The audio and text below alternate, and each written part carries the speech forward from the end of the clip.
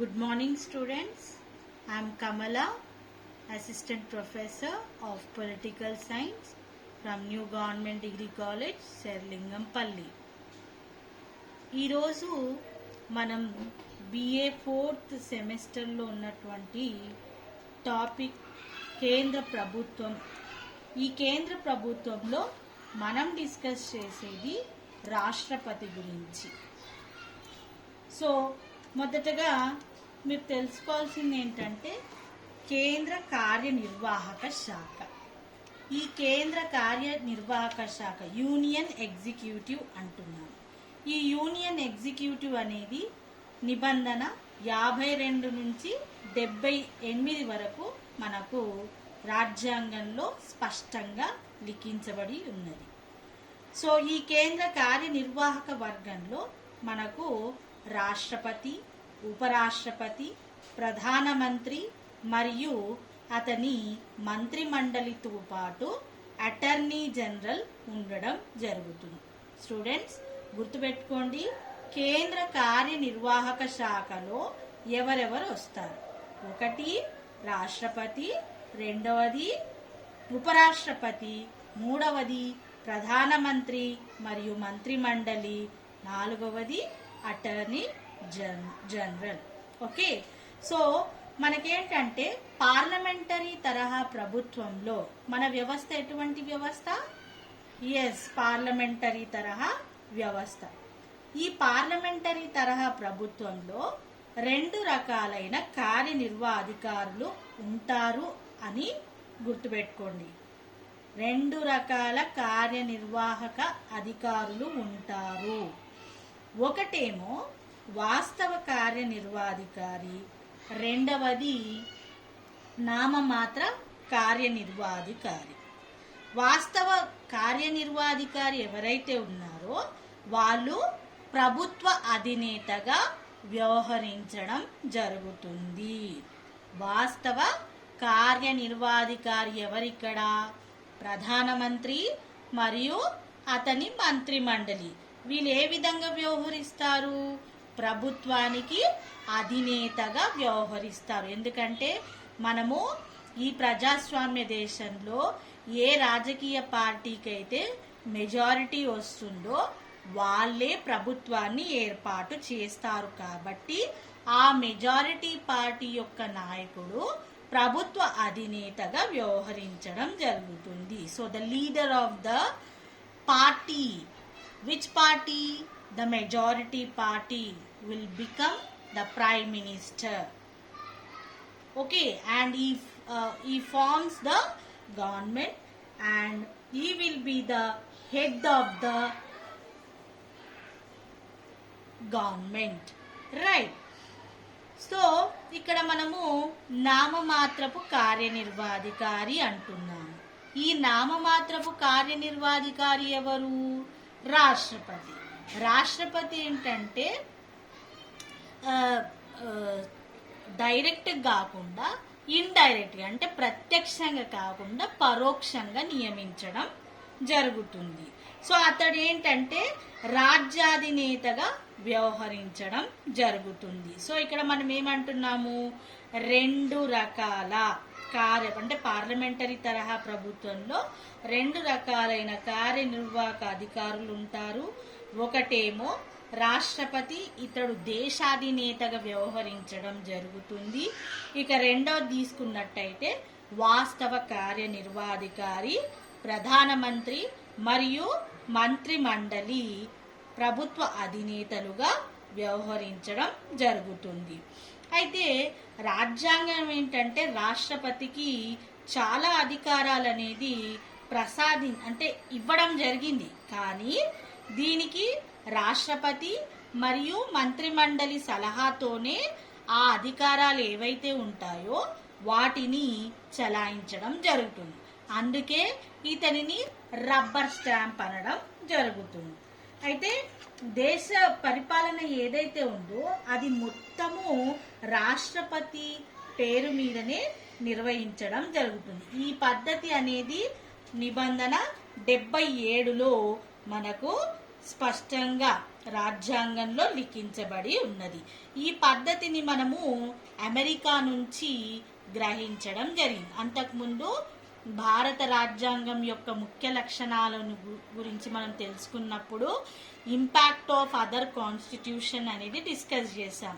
So ఇతర రాజ్యాంగాల నుంచి మనము అనేక విధానాలను అనేది మన రాజ్యాంగంలో సమకూర్చుకోవడం జరిగింది. సో దేశ పరిపాలన ఏదైతే ఉందో అది రాష్ట్రపతి పేరు మీదనే నిబంధన 77 కింద నిర్వహించడం జరుగుతుంది. ఈ పద్ధతిని మనము అమెరికా రాజ్యాంగం నుంచి గ్రహించడం జరిగిందని గుర్తుపెట్టుకోండి. అదేవిధంగా మనకు రాష్ట్రపతి గురించి నిబంధన 52 నుంచి 62 వరకు స్పష్టంగా రాజ్యాంగంలో లిఖించబడి, అంటే ఇక్కడ ఏంటి 52వ నిబంధన ప్రకారం ఏంటంటే ఒక రాష్ట్రపతి ఉంటాడు. ఓకే, అంటే దేశానికి అధినేతగా ఒక రాష్ట్రపతి అని రాష్ట్రపతి ఉండడం జరుగుతుంది. అదేవిధంగా 53వ నిబంధన ప్రకారము రాష్ట్రపతి సర్వోన్నత కార్యనిర్వాధికారిగా వ్యవహరిస్తాడు. చూడండి అక్కడ స్లైడ్ లో article 53 the executive power of the union shall be vested in the president and shall be exercised directly or through officers subordinate to him in accordance with the constitution అని ఈ స్లైడ్ లో మనకు స్పష్టంగా తెలుస్తుంది. Right, so రాష్ట్రపతి సర్వోన్నత కార్యనిర్వాధికారిగా వ్యవహరించడం జరుగుతుంది. తర్వాత నిబంధన 54 తీసుకున్నట్టయితే రాష్ట్రపతి ఎన్నిక గురించి మనకు తెలియజేస్తుంది. రాష్ట్రపతి యొక్క ఎన్నిక ఇక్కడ ఒక్కసారి 53 కూడా చూద్దాము. The executive power of the union shall be vested in the president and shall be exercised by him either directly or through officers subordinate to him in accordance with this constitution. అయితే ఇక్కడ ఏంటి direct గా అంటే ప్రత్యక్షంగానన్నా పరోక్షంగానన్నా ఏం చేస్తాడు రాష్ట్రపతి తన యొక్క అధికారాలనేది ఉపయోగించడం జరుగుతుంది. తర్వాత 54వ నిబంధన తీసుకున్నట్టయితే రాష్ట్రపతి యొక్క ఎన్నిక గురించి తెలియజేస్తుంది. The president shall be elected by the members of an electoral college. ఇది ఇంతకుముందు మీ క్లాస్లో చెప్పాను. ఏంటి ఎలెక్టోరల్ కాలేజ్ ఎవరిని ఎన్నుకుంటుంది అనేది. అవునా, ఎవరిని ఎన్నుకుంటుంది? ఎస్, రాష్ట్రపతిని ఎన్నుకోవడానికి ఎలెక్టోరల్ కాలేజ్ నుంచి ఉన్నటువంటి సభ్యులను మాత్రమే. సో ఎలెక్టోరల్ కాలేజ్లో ఎవరు సభ్యులు? ఎవరైతే ఎన్నుకోబడతారో, నియమించబడిన వాళ్ళు కాదు. ఫర్ ఎగ్జాంపుల్ రాజ్యసభలో ఉన్నటువంటి 12 మందిని ఎవరైతే రాష్ట్రపతి నియమిస్తాడో, అదే విధంగా లోక్సభలో 2 ఆంగ్లో ఇండియన్ కమ్యూనిటీకి చెందిన వాళ్ళని రాష్ట్రపతి నియమించడం జరుగుతుంది. సో ఈ 12+2 ఎవరైతే ఉన్నారో వాళ్ళు నియమించబడ్డారు, ఎన్నుకోబడ్డారు కాదు. సో వీళ్ళేంటంటే ఎలెక్టోరల్ కాలేజ్లో వీళ్ళు సభ్యులుగా ఉండరు. అదేవిధంగా రాష్ట్ర శాసనసభల్లో కూడా నియమించబడినటువంటి అభ్యర్థులు వాళ్ళు ఎలెక్టోరల్ కాలేజ్లో సభ్యులు కాదు. అది మీరు గుర్తుపెట్టుకోవాలి. So the elected members of both the houses of parliament and the elected members of the legislative assemblies of the state will be the what? Yes, members of the electoral college, and they will take part in the election process of the president. So that you have to remember. Next, created by electoral college. So ఎన్నిక విధానం గురించి ఇప్పుడు తెలుసుకుందాం.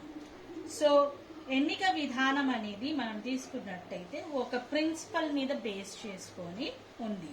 నైష్పత్తిక ప్రాతినిధ్య ప్రాతిపాదిక మీద vote లేదా బదిలీ పద్ధతి.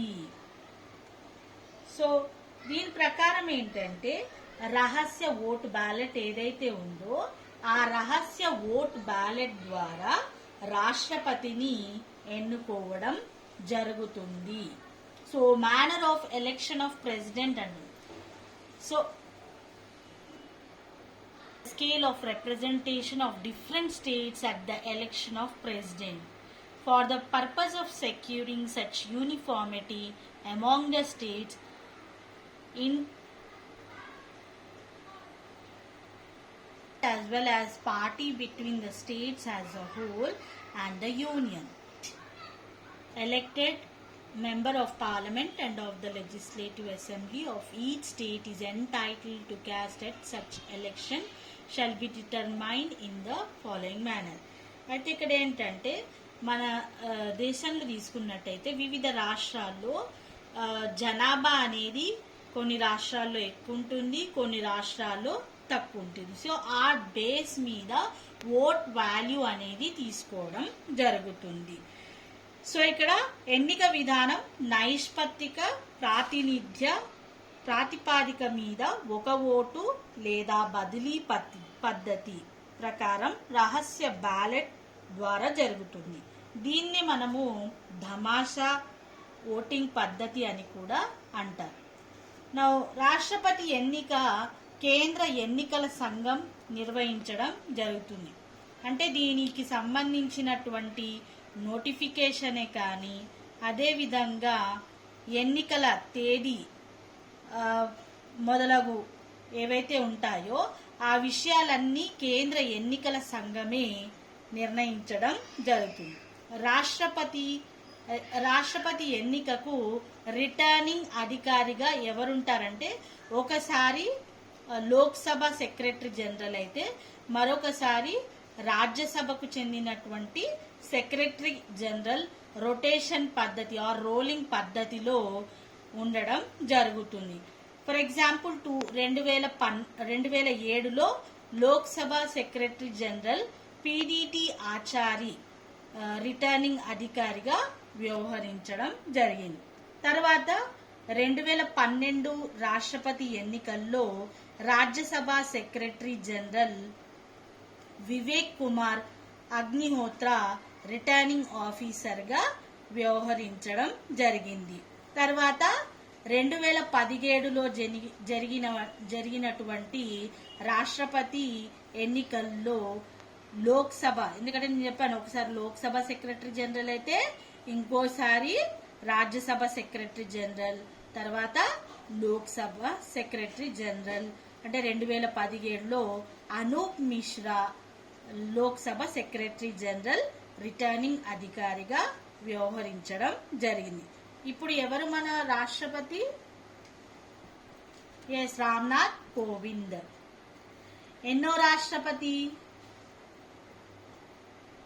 14వ రాష్ట్రపతి. రైట్. అయితే ఇక్కడ ధమాషా పద్ధతి అంటే ఓట్ వాల్యూ అనేది ఎలా జరుగుతుంది అంటే ఎగ్జాంపుల్ ఎమ్మెల్యే ఓటు విలువ ఎలా అంటే ప్రిన్సిపల్ ఎలా ఇస్తారు? రాష్ట్ర జనాభా బై ఎన్నికైన శాసనసభ్యుని సంఖ్య divided by 1000.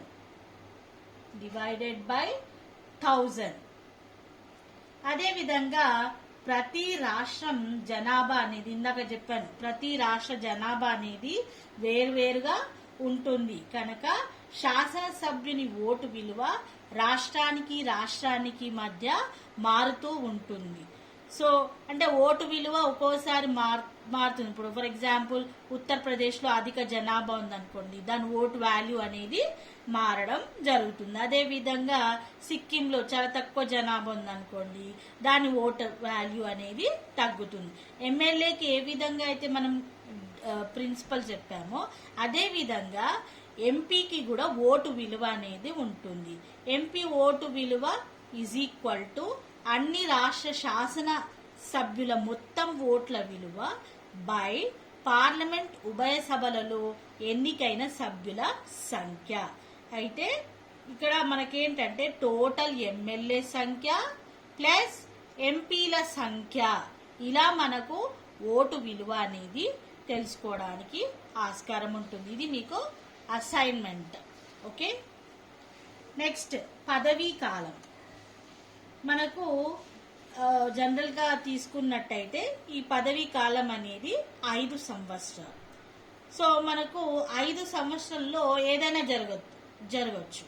Like for example, ఒకవేళ రాష్ట్రపతికి అంటే రాష్ట్రపతిగా వ్యవహరించడానికి ఇష్టం లేకుండా రాజీనామా చేయొచ్చు, లేదా పదవిలో ఉన్నప్పుడు మరణించడం వల్ల, లేదా పార్లమెంట్లో ఉన్నటువంటి సభ్యులు మహాభియోగ తీర్మానం ప్రవేశపెట్టడం వల్ల, ఇటువంటి కొన్ని సందర్భాల్లో ఈ 5 years టర్మ్ అనేది ఎప్పుడైనా ఖాళీ అవ్వడానికి ఆస్కారం ఉంటుంది. అయితే మనం తీసుకున్నట్టయితే అంటే రాజీనామా చేసినటువంటి రాష్ట్రపతి ఎవరు అంటే ఇక్కడ మనం 3-4 సందర్భాల్లో ఖాళీ అయ్యే అవకాశం ఉంది అని అంటున్నాము. సో రాజీనామా చేసినటువంటి మొదటి రాష్ట్రపతి ఎవరు? వివి గిరి. తర్వాత పదవిలో ఉన్నప్పుడు మరణించినటువంటి రాష్ట్రపతి ఎవరు? ఓకే, మీకు తెలియదు, రైట్. సో ఫక్రుద్దీన్ అలీ అహ్మద్ మరియు జాకిర్ హుసేన్ వాళ్ళు పదవిలో ఉన్నప్పుడు మరణించారు. సో మరణించినప్పుడు ఏమవుతుంది, ఆ పొజిషన్ ఏదైతే ఉందో అది వేకేట్ అవ్వడం జరుగుతుంది. మహాభియోగ తీర్మానం అనేది ఏ సభలోనైనా ప్రవేశపెట్టడానికి అవకాశం అనేది ఉంటుంది. కానీ ఇప్పటి వరకు ఎవరికి ఈ తీర్మానం అంటే ఆర్టికల్ 61 ద్వారా ఎవరిని ఇంపీచ్మెంట్ మోషన్ అనేది చేయలేదు. ఓకే, తర్వాత మనం తీసుకున్నట్టయితే రాష్ట్రపతి పదవిని నిర్వర్తించిన లేదా నిర్వర్తిస్తున్న వ్యక్తి తిరిగి రాష్ట్రపతి పోటీకి మళ్ళీ చేయవచ్చు. ఎగ్జాంపుల్ 1961లో ఏప్రిల్లో భూషేష్ గుప్తా అనే సభ్యుడు రాష్ట్రపతి 2 సార్లు కంటే ఎక్కువ సార్లు పోటీ చేయవచ్చు అనేది అంటే రాజ్యాంగ సవరణ బిల్లును ప్రతిపాదించాడు. నెక్స్ట్ అర్హతలు.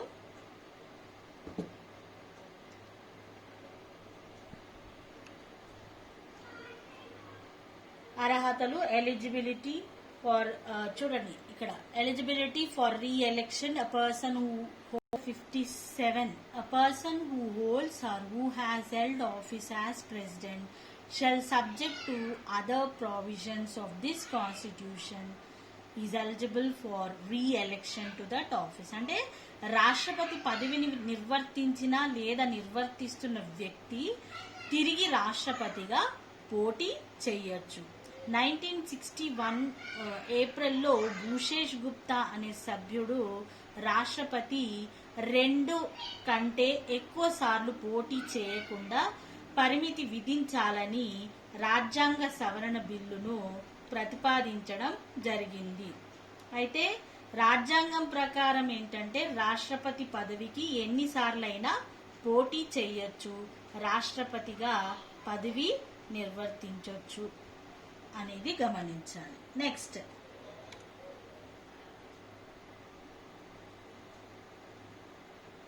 అర్హతలు. సో నిబంధన 58 మనకు qualifications for election as president అని అంటున్నాం. సో ఇందులో మొదటిది ఏంటంటే భారత పౌరుడై ఉండాలి.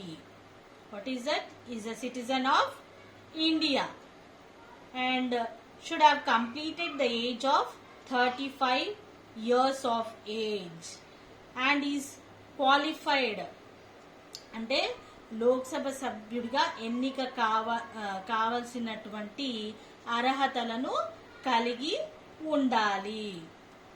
ఓకే, తర్వాత కొన్ని షరతులు కూడా ఉంటాయి. అంటే రాష్ట్రపతి ఉపరాష్ట్రపతి ఎన్నికల సవరణ చట్టం 1997 ప్రకారం రాష్ట్రపతి అభ్యర్థిగా పోటీ చేసే వ్యక్తి కొన్ని కండిషన్స్ అనేది ఉండడం జరుగుతుంది. ఈ కండిషన్స్ ఏంటంటే ఒకవేళ అభ్యర్థి ఎవరైతే పోటీ చేస్తున్నారో ఆ పోటీ చేస్తున్నటువంటి నామినేషన్ పత్రాన్ని 50 మంది ఎలక్టోరల్ కాలేజ్ సభ్యులు సపోర్ట్ చేయాలి, అంటే దీన్ని ప్రతిపాదించాలి. మరొక 50 మంది ఏంటంటే ఎలక్షన్ కమిషన్ సభ్యులు దీన్ని బలపరచాలన్నమాట. అదేవిధంగా 15,000 డిపాజిట్ రిటర్నింగ్ ఆఫీసర్కు నేరుగా చెల్లించాలి.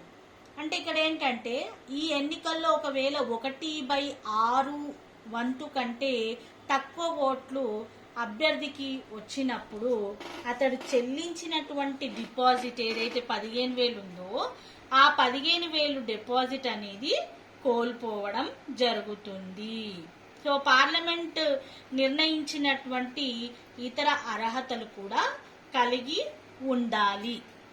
ఓకే, పార్లమెంట్ నిర్వర్తించినటువంటి ఇంకా ఇతర అర్హతలు కూడా కలిగి ఉండాలి. ఇంకా నిబంధన 59 తీసుకున్నట్టయితే రాష్ట్రపతి conditions of president's office. The president shall not be a member of either house of parliament, of a house of legislature of any state, and if a member of either house of parliament or of a house of the legislature of any state be elected president, he shall be deemed to have vacated his seat in that house on the date on which he enters upon his office as president.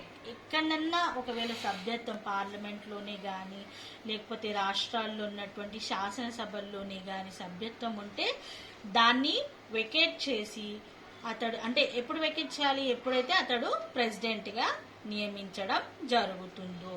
Okay, తర్వాత ఈ నిబంధన 59 ఏంటంటే ఏ పదవిలో కొనసాగరాదు మరియు అతని జీతభత్యాలను గురించి తెలియచేస్తుంది. ఈ జీతభత్యాలు ఏవైతే ఉన్నాయో అతనికి అన్ని భారత సంఘటిత నిధి నుంచి చెల్లించడం జరుగుతుంది. భారత సంఘటిత నిధి నుంచి చెల్లించడం జరుగుతుంది. చూడండి ఇక్కడ, the president shall B entitled without payment of rent to use his official residence and shall be also entitled such emoluments, allowances and privileges as may be determined by parliament by law and until provision in that behalf is so made. Such emoluments, allowances and privileges as are specified in the second schedule. So, the emoluments and allowances of the president shall not be diminished during his term of office. అయితే ఇప్పుడు ప్రస్తుతం మనం ఏంటి, ఈ ఏవైతే ఖర్చులు ఉన్నాయో అవన్నీ మొత్తం ప్రభుత్వమే భరిస్తుంది. సో ఇప్పుడు ప్రస్తుతం రాష్ట్రపతికి ఉన్నటువంటి జీతం ఎంత, శాలరీ? ఎస్, అంతకుముందు 1,50,000 ఉండే, కానీ ప్రస్తుతం ఇది 5 లక్షలు చెల్లిస్తున్నారు. ఓకే, తర్వాత విందులకు కూడా వేరే ఖర్చు ప్రభుత్వమే చెల్లిస్తుంది. ఉచిత నివాసము, వైద్యము, అదేవిధంగా ఖరీదైన విలువైన కార్లు, ఓకే, తర్వాత ఫుల్ మ్యాన్ గార్డ్ కార్లు, అదేవిధంగా అంటే అధికార నివాసం, ఇవన్నీ ప్రభుత్వమే అతనికి అన్ని సమకూరుస్తుంది అతడు పదవిలో ఉన్నంత కాలము. ఓకే, తర్వాత ఆర్టికల్ 60లో రాష్ట్రపతి చేత ప్రమాణ స్వీకారం అనేది చేయించడం జరుగుతుంది. ఎవరు చేయిస్తారు? Yes, Chief Justice of India. See, every president and every person acting as president or discharging the functions of the president shall before entering his office make and subscribe in the presence of the Chief Justice of India. చూడండి, chief justice ప్రమాణ స్వీకారం అనేది చేయించడం జరుగుతుంది. ఒకవేళ chief justice అంటే అతను లేనప్పుడు అతని స్థానంలో the senior most judge of the Supreme Court available and oath or affirmation in the following form. I do swear అంటే ప్రమాణం చేస్తాడు. Solemnly affirm that I will faithfully execute the office of president of India and will to the best of my ability preserve, protect and defend the constitution and the law, and that I will devote myself to the service and well-being of the people. ఇక్కడ article 60 మనం ఏమంటున్నాము, రాష్ట్రపతి యొక్క ప్రమాణ స్వీకారము. అయితే ఈ ప్రమాణం చేసేటప్పుడు ఏంటంటే రాజ్యాంగాన్ని చట్టాన్ని కాపాడుతా అన్న దృష్టితోటి అతడు ప్రమాణం చేయడం జరుగుతుంది. అదేవిధంగా దేశ ప్రజల సేవకై అంకితమై ఉంటానని విధేయతతో విధి నిర్వహిస్తానని ప్రమాణం చేయడం జరుగుతుంది. Next article 61. ఈ ఆర్టికల్ 61 ఇందాక మనం డిస్కస్ చేసాం. రాష్ట్రపతిని తొలగించే విధానం ఫార్ రిమూవింగ్ అంటే ఇదేంటంటే for removing only president of India. అంటే ఎప్పుడు రాజ్యాంగ ఉల్లంఘన చేసినప్పుడు, when a president is to be impeached for violation of the constitution the charge shall be preferred by either house of parliament. అంటే ఎప్పుడైతే రాజ్యాంగ ఉల్లంఘన చేస్తాడో అప్పుడు ఉభయ సభలో తీర్మానం ద్వారా రాష్ట్రపతిని తొలగించవచ్చు. ఇప్పటి వరకైతే ఈ తీర్మానం అయితే no such charge shall be preferred unless, ఇప్పటి వరకైతే ఈ తీర్మానం అనేది ప్రవేశపెట్టలేదు.